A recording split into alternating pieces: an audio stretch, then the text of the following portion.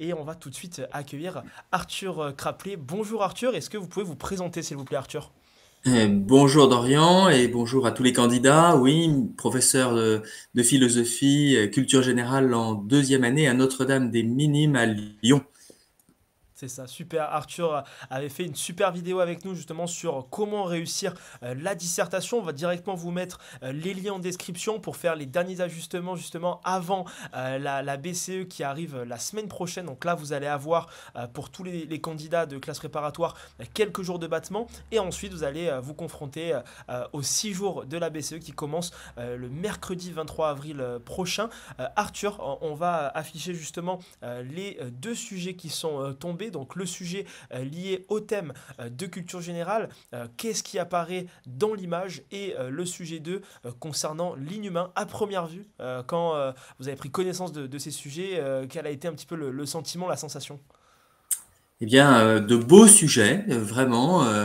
Qu'est-ce qui apparaît dans l'image? C'est vraiment une question suffisamment large pour que les étudiants puissent aller puiser dans leurs cours. Et en même temps, c'est une question un peu redoutable et difficile puisqu'elle porte directement sur l'essence, la nature de l'image, comment l'image laisse paraître quelque chose qui est un peu au-delà d'elle et comment elle est un être un peu hybride puisqu'elle montre tout en cachant. Voilà, elle porte à la fois la présence de l'objet auquel elle renvoie et en même temps cet objet n'est pas entièrement montré et donc il y a un décalage. Et puis pour l'inhumain, je trouve que c'est une belle question, difficile, parce que ça suppose de définir ce qui est humain. Or, l'humain ne se définit pas facilement. Donc Ouais. l'inhumain, peut-être encore moins. Ça, c'est vrai que c'est un sujet qui est très complexe, hein. On se le disait juste avant en préparation, qui s'apparente limite en fait à une épreuve d'oral HEC ici. Donc là, assez intéressant et peut-être un message subliminal d'écrit comme pour dire les étudiants de prépa ECG, ECT, bah, choisissez plutôt le sujet 1 portant sur le thème plutôt que le sujet 2. Chaque année, généralement, 90 voire 95% des candidats optent quand même pour le sujet 1, mais certains, et notamment des candidats libres, optent généralement pour le sujet 2. On va se plonger plus en détail sur ce sujet 1, Arthur. Est-ce que, à première vue, c'est un sujet qui était prévisible par les candidats?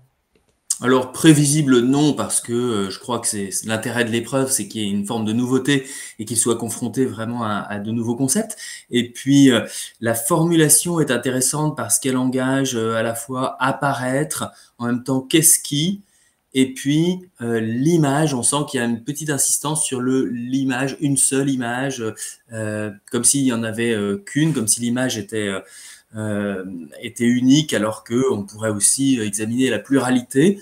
Donc il y a une forme de renouvellement dans la formulation du sujet. Peut-être que c'est un sujet que certains étudiants ont rencontré, qu'ils ont pu en tout cas aborder quelque chose d'assez proche. Et puis c'est vrai que c'est quand même très classique comme formulation. Là où ça peut surprendre un petit peu, c'est, comme je le disais tout à l'heure, le fait qu'on va insister sur la forme de l'image, puisque là, on interroge vraiment le fondement de l'image, ses caractères propres, sans la confronter directement à un deuxième terme qui serait, je sais pas, la justice, par exemple, une image juste, ou qu'est-ce qu'une belle image. Là, voilà, on interroge directement sur la fonction même de l'image qui est de faire paraître, avec un présupposé qui est peut-être que elle ne laisse rien paraître, qu'au fond, l'image serait un écran, un rideau, un masque, et donc on croirait que l'image laisse paraître sa référence, ce à quoi elle renvoie, mais en fait peut-être que non. Donc je pense qu'assez vite, au départ, il fallait travailler sur cette dimension-là pour bien montrer comment ensuite on va approfondir les différentes euh, manières dont l'image paraît ou apparaît. Comment on rentre directement dans ce sujet avec la définition des termes de par cette formulation sous forme de question avec la notion qu'est-ce qui dès le début, enfin, le verbe finalement ici apparaître. Comment on ne tombe pas justement ici dans une difficulté qui serait d'omettre des éléments forts qui nous amèneraient ensuite à la problématisation du sujet? Oui, alors peut-être qu'il ne faut pas aller trop vite vers la facilité qui consisterait à faire une liste de ce qui pourrait apparaître dans l'image. Qu'est-ce qui? Alors on dirait, bon, bah, elle montre finalement ce dont elle est la représentation, ce dont elle est le modèle, et puis ensuite voilà, comme ça on approfondirait enfin on listerait un peu les différentes choses que l'image montre avec la tentation peut-être de croire qu'on varie la thèse, ou qu'on fait varier la thèse simplement parce qu'on change de domaine. Par exemple, l'image montre des conflits politiques. L'image montre, fait apparaître, je sais pas moi, des idées esthétiques. Vous voyez, et en fait, on ne n'interrogerait peut-être pas suffisamment le fait même de paraître. Donc voilà, le qu'est-ce que, il porte sur le contenu de l'image, mais il interroge déjà aussi sa forme, et donc on doit pouvoir assez vite donner les différents caractères de l'image. Souvent, on pense à première vue que l'image est une reproduction, parce qu'elle reproduit, comme ici, par exemple, dans cette visio, voilà, nous sommes, Dorian, moi-même, reproduits par l'image qui vous est montrée. Donc, on pourrait dire c'est comme un double. Euh, donc, qu'est-ce que fait paraître ce double? Qu'est-ce qui apparaît dans ce double? On va dire la référence, ce à quoi il renvoie. Oui, mais ce n'est pas si aisé que cela parce que où est la référence indépendamment d'une image?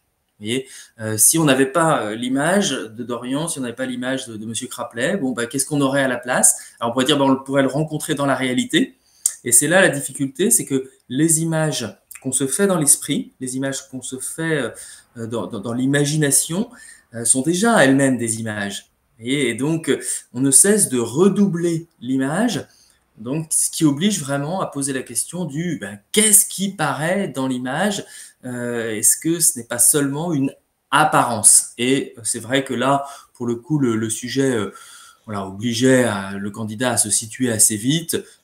Est-ce que l'apparence n'est pas un faux semblant, n'est pas un masque? Alors, il faut faire un petit peu attention peut-être au terme de mensonge. Les étudiants sont peut-être tentés de assez vite dire, voilà, l'image ment, l'image nous trompe. Bon, moi, je dis toujours attention parce que comment est-ce qu'elle fait pour tromper? Comment est-ce qu'elle ment? C'est pas l'image elle-même, il faut pas trop vite la personnaliser. Donc, voilà, la personnifier, pardon. Donc, comment est-ce que l'image peut nous laisser croire qu'elle montre une référence, un original, alors qu'en réalité, peut-être que elle est de l'ordre du miroir. Vous voyez, on regarde, on attend quelque chose de l'image qui est plutôt des projections que nous faisons. Et donc, on va passer petit à petit du qu'est-ce que au qui est-ce qui apparaît dans l'image. Vous voyez, entre le quoi et le qui, il y a sans doute un rapprochement à faire qui pouvait être intéressant et ouvrir des perspectives. Donc, indépendamment du fait voilà, de ne pas faire trop vite une liste, il y avait aussi peut-être le danger de ne pas problématiser suffisamment. Qu'est-ce qui? Alors j'ai des idées, par exemple, je vais dire un modèle chez Platon apparaît, transparaît dans l'image, mais je sais pas, chez Paul Ricoeur, on aurait travaillé sur la mémoire et sur l'oubli, et on dira finalement c'est l'état d'une société qui transparaît dans une image, dans un texte. Et donc, on ferait comme ça des listes, ça serait un peu plus approfondi, mais on n'arriverait pas à dialectiser, c'est-à-dire à mettre un peu en crise. Et là, c'est un peu la difficulté du sujet avec un qu'est-ce que, comment est-ce qu'on va mettre en crise, c'est-à-dire peut-être aller chercher la question, est-ce que vraiment l'image montre quelque chose, ou est-ce que elle risque de ne rien montrer, de masquer, jusqu'où, et pour quelle raison?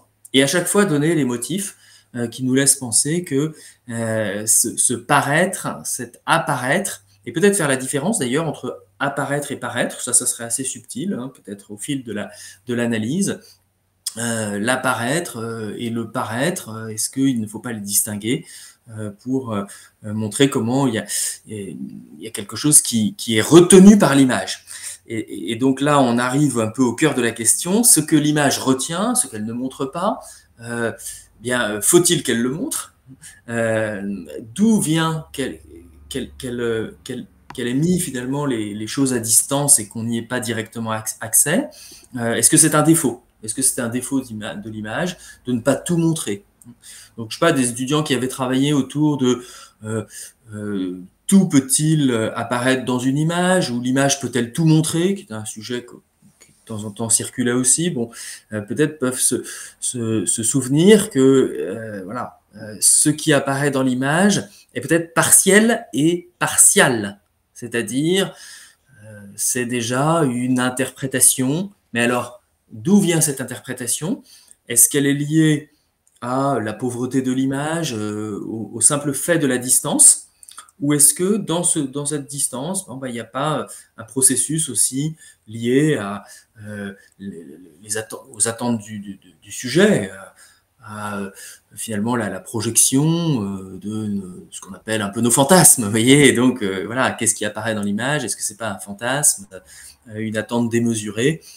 Par exemple, dans un discours politique, on va entendre un discours politique avec des formules rhétoriques, avec des métaphores, avec des choses qui vont nous marquer, et puis finalement on va y mettre ce que nous on attend, et non pas ce que le discours est censé représenter. Donc la représentation est une dimension importante de l'analyse, dans la mesure où l'image n'est pas seulement une copie, hein, même si elle prend quelque chose du réel, mais quoi et jusqu'où, mais elle le met un peu aussi à distance, et donc à voir ensuite ce qu'elle perd, et si dans cette perte, il n'y a pas quelque chose qui nous révèle davantage la profondeur de l'image. Parce que dans la distance, par exemple là, si je reprends l'exemple que j'ai donné ici dans cette vidéo, on est un peu à distance, on va dire c'est typique de la forme que prennent les images aujourd'hui, c'est-à-dire on les diffuse, on les multiplie, là elles sont multipliées sur les différents ordinateurs, etc. Et puis elles ont été sans doute transformées par la machine, hein, donc évidemment que ce n'est pas un double exact. Bon, alors qu'est-ce que cela dit de l'image? Eh bien peut-être que cela en dit plus qu'on ne croit. Et ce qui apparaît dans l'image, c'est aussi sa manière de cacher, de tromper, de faire des écarts, et ici, d'utiliser aussi les moyens techniques pour faire de l'audimat. Hein, on n'est pas naïf, et on sait que ça compte aussi. Et ce sont des questions qui ont été posées très tôt, finalement, quand on a commencé à savoir multiplier les images. Et donc, je pense que les étudiants ont vu peut-être la différence entre l'Antiquité, la période médiévale, où il y avait des images, mais il n'y avait pas tant que ça, et puis le moment où les images se sont multipliées.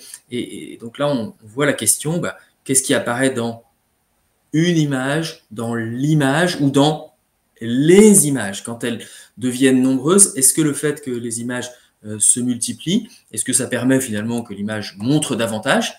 Ou est-ce qu'au contraire, dans cette multiplication, il y a quelque chose qui se joue de la déperdition de l'essence de l'image? Hyper clair. Merci beaucoup Arthur pour ces réponses. On a quelques éléments des étudiants qui sont en train de venir. Je vais répondre aux questions qu'on vient de recevoir sur Discord, sur YouTube. Juste avant ça, une première question qui est revenue sur le sujet par rapport à un élément que vous avez évoqué, justement sur le fait qu'ici on ne parle pas des images, mais on parle de l'image, du déterminant, voilà, qui qualifie la singularité de l'image. Comment ici on peut travailler avec ce L' qui nous est proposé dans ce sujet écrit comme ça oblige à interroger vraiment la nature de l'image et de préciser ses caractères. Souvent, dans les parties qu'on fait et qui correspondent à la problématisation, finalement, on met en dialogue, voire en dispute, différents sens de l'image. Et donc, si l'image est vraiment unique, c'est lié au statut de représentation. On va dire, voilà, elle apporte quelque chose de neuf dans l'expérience humaine. On pourrait comparer avec ce que vivent les animaux. Les animaux, sans doute, ont un accès très limité à l'image et à la représentation. Et quand l'homme entre vraiment dans la représentation, il se passe quelque chose.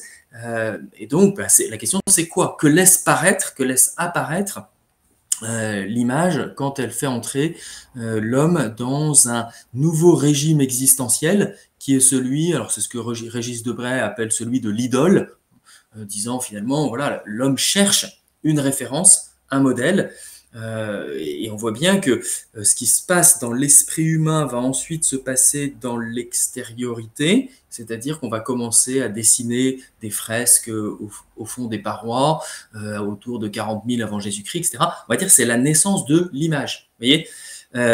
Mais c'est vrai que si vous interprétez l'image davantage comme quelque chose que le sujet est capable d'élaborer, mais de manière libre, au fond, sans chercher à reproduire quelque chose d'extérieur à lui.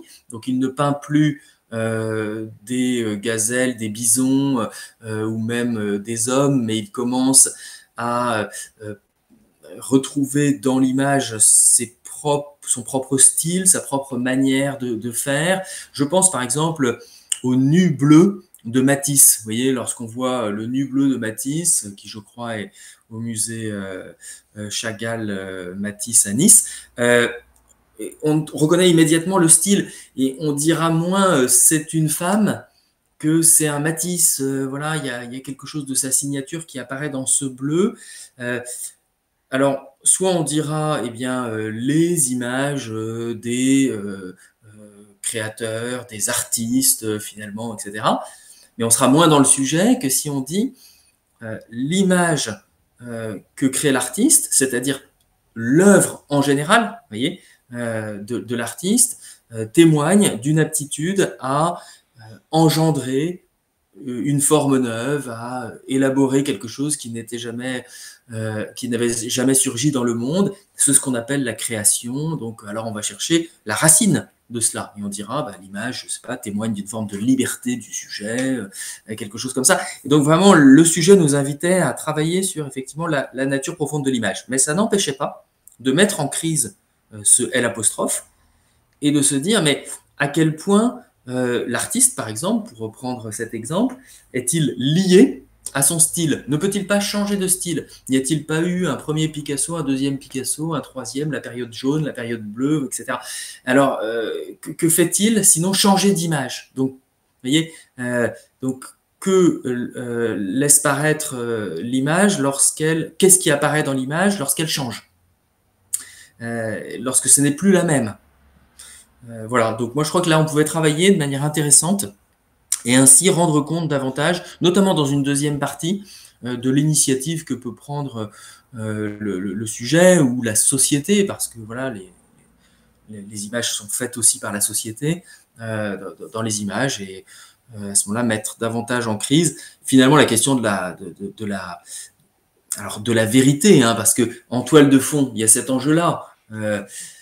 Une tension entre d'un côté une certaine vérité de l'image ou ce à quoi elle renvoie et puis une certaine authenticité, une certaine liberté du sujet qui se manifeste, qui cherche dans cette image à mieux se comprendre lui-même et déjà peut-être à se vanter. Donc voilà, l'image va être de plus en plus une apparence. Donc, comme je le disais tout à l'heure, au lieu que quelque chose apparaisse dans l'image, on va dire soit c'est quelqu'un qui apparaît, soit c'est peut-être personne, parce que c'est déjà un masque, c'est déjà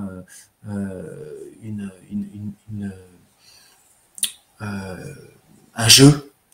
Je pense que dans ce sujet, il y a cette idée-là aussi. Hein. Qu'est-ce qui apparaît dans l'image? Est-ce que l'homme ne joue pas simplement avec l'image gratuitement, voilà, mais sans qu'il y ait rien qui apparaisse?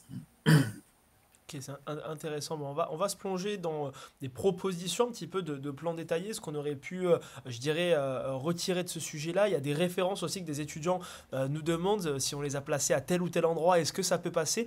Et on a notamment ici Emma Tavel qui nous demande, pardon, je voulais savoir si traiter de la pornographie et du fantasme sexuel dans une copie de philo, c'était critiqué ou au contraire on peut dans ce type de sujet qui est tombé aujourd'hui à Écricom.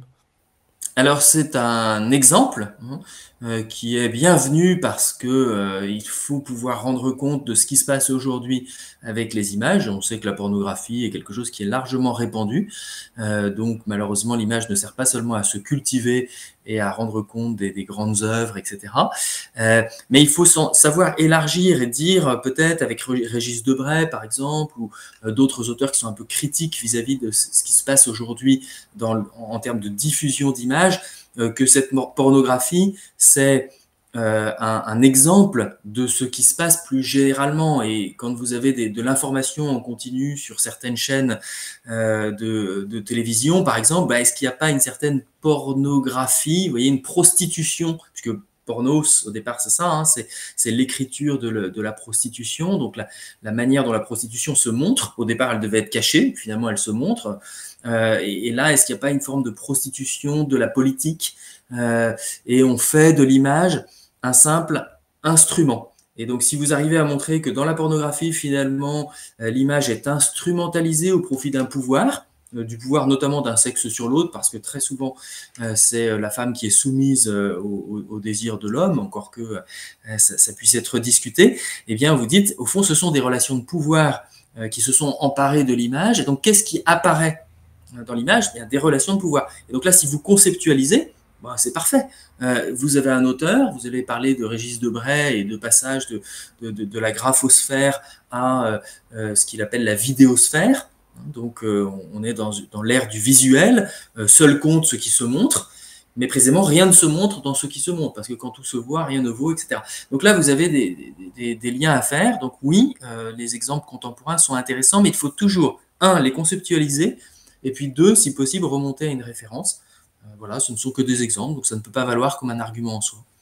Ok, très clair. Là, l'étudiant en l'occurrence ici nous parle de Baudrillard en termes d'auteur pour traiter de l'image comme simulacre et désir notamment.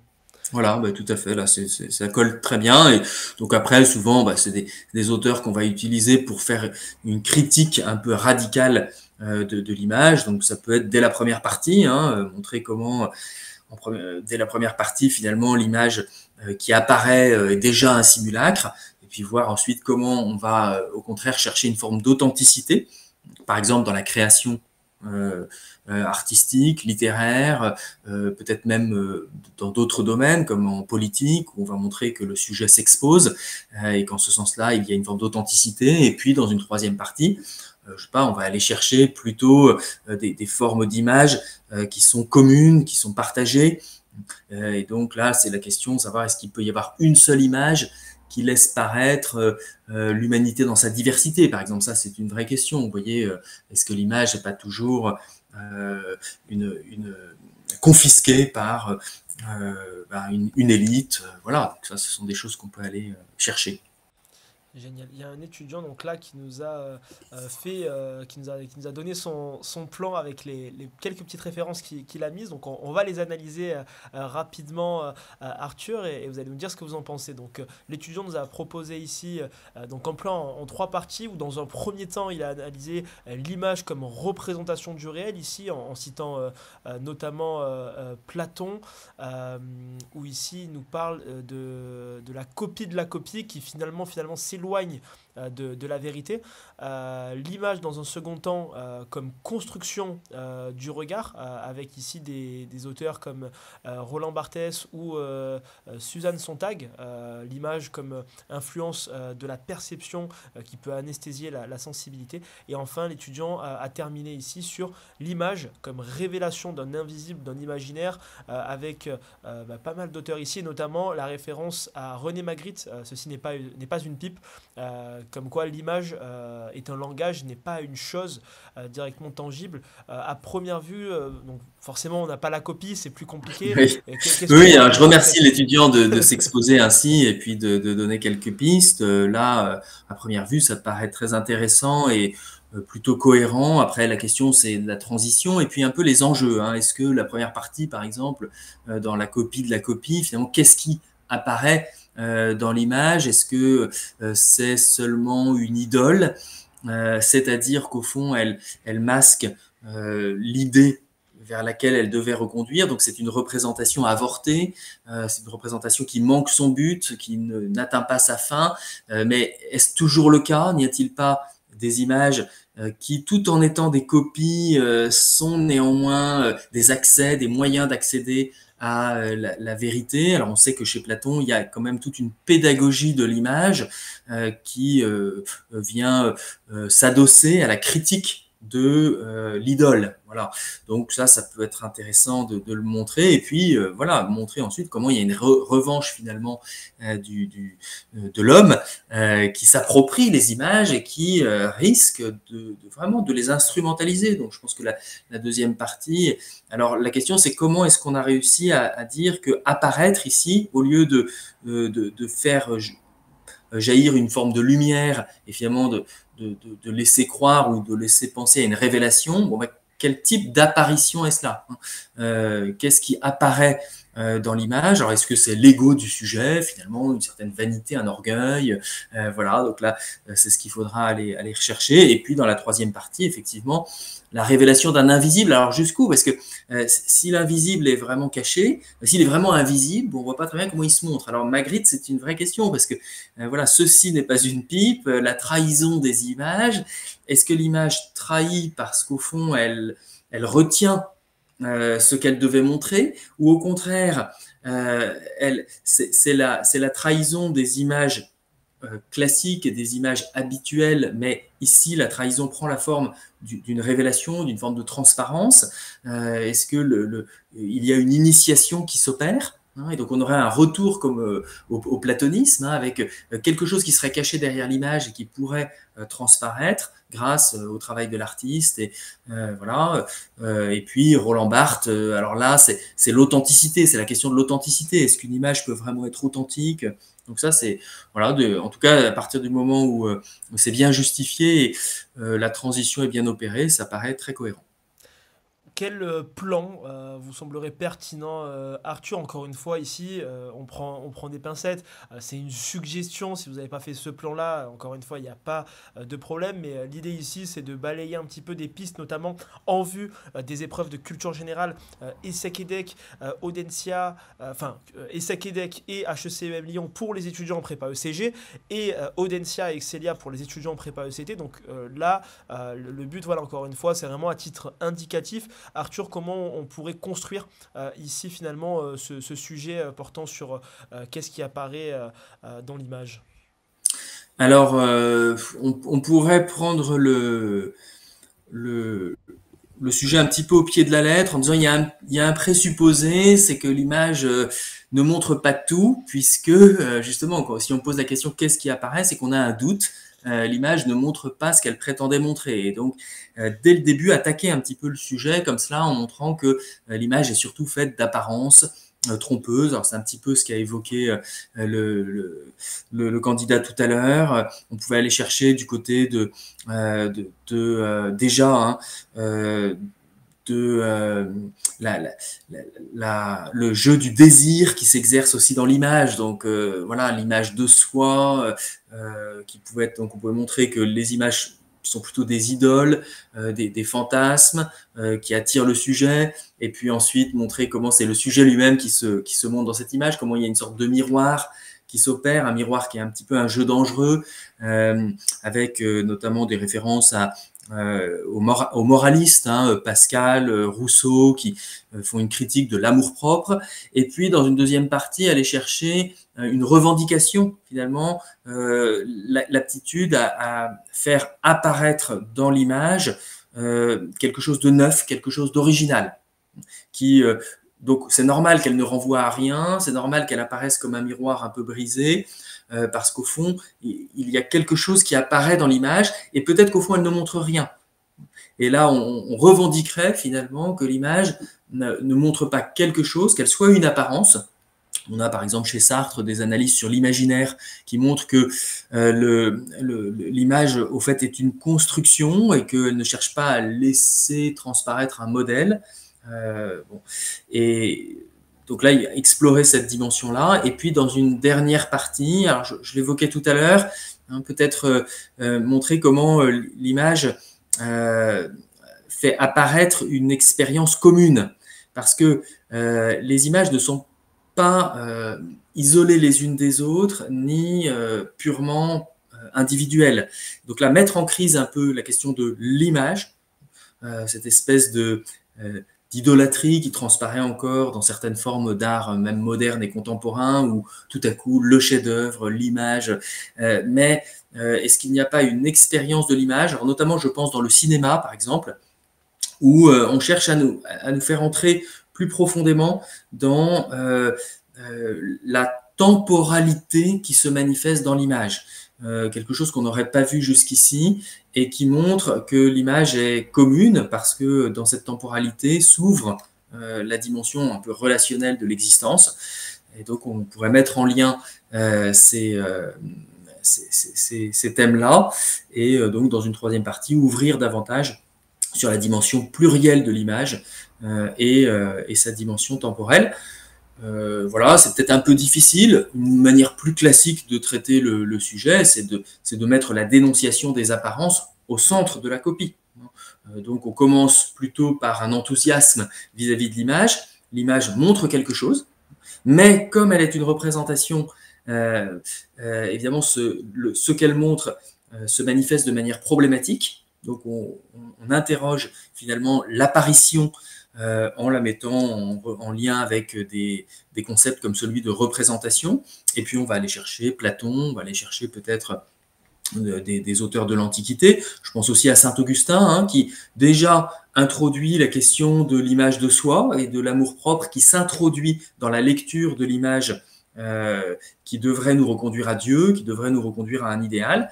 Dans une deuxième partie, la crise en quelque sorte de l'image, aller jusqu'à la crise de l'image aujourd'hui, parce qu'il est vrai qu'il y a une forme de démonétisation de l'image du fait qu'on l'utilise plutôt comme un instrument publicitaire ou un instrument de propagande.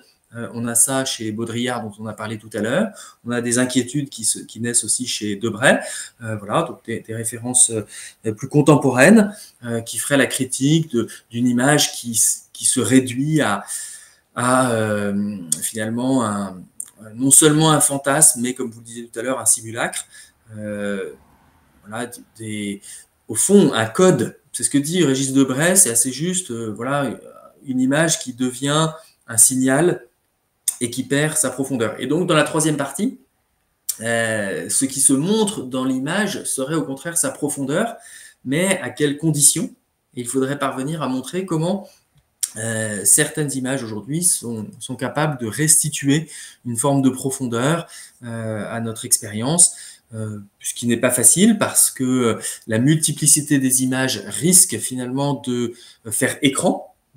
Et donc, à quelles conditions l'image, alors là on insisterait sur le L au contraire de tout à l'heure, sur la multiplicité là, ou sur la pluralité, là peut-être sur l'unicité, comment une image peut être révélatrice, et on pourrait même aller jusqu'à des relectures platoniciennes de l'icône, mais sous un mode plus contemporain, où on fait droit finalement à l'expérience subjective, où on dirait l'image laisse apparaître un regard. Vous voyez, c'est pas seulement moi qui regarde l'image et qui finalement voit dans cette image comme un miroir de moi-même déformé, etc.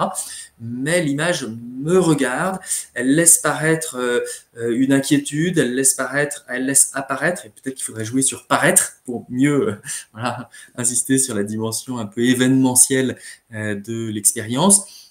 Et peut-être que c'est l'autre aussi qui apparaît dans cette image, une altérité. Ce qui au fond était en jeu dès le départ, parce que, on le disait tout à l'heure, le paradoxe de l'image, c'est qu'elle est un double qui n'en est pas un. Et donc, qu'est-ce qui fait qu'elle n'est pas un double? Qu'est-ce qu'elle introduit de différent? Quelle est la différence qu'elle introduit? Quel est cet écart? Et finalement, n'est-ce pas aussi la présence d'une altérité, d'un regard qui m'interroge, qui me responsabilise, qui met en question ma liberté?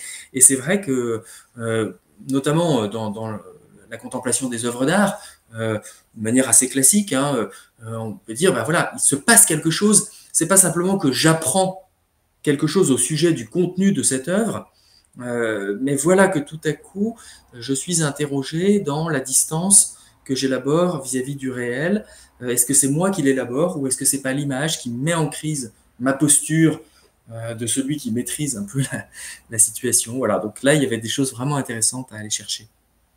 Au top. Pour conclure cet aspect-là, on a reçu une dernière question d'un étudiant qui nous dit, pour élever un petit peu plus le sujet, que pensez-vous de faire une troisième partie anthropologique en disant que l'interprétation des images dépend d'un imaginaire collectif, en parlant ici de Danaé, et dépend d'une image matrice, en parlant ici d'Eliade.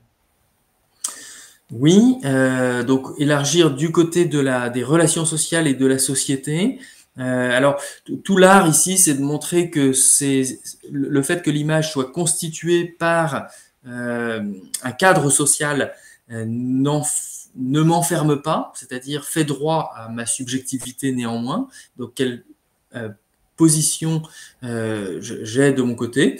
Mais c'est une possibilité qui est intéressante et qui notamment ouvre sur la dimension politique de l'image, ce qui voudrait dire que il faudrait se poser la question de savoir si ce sont les hommes, les sociétés qui font les images.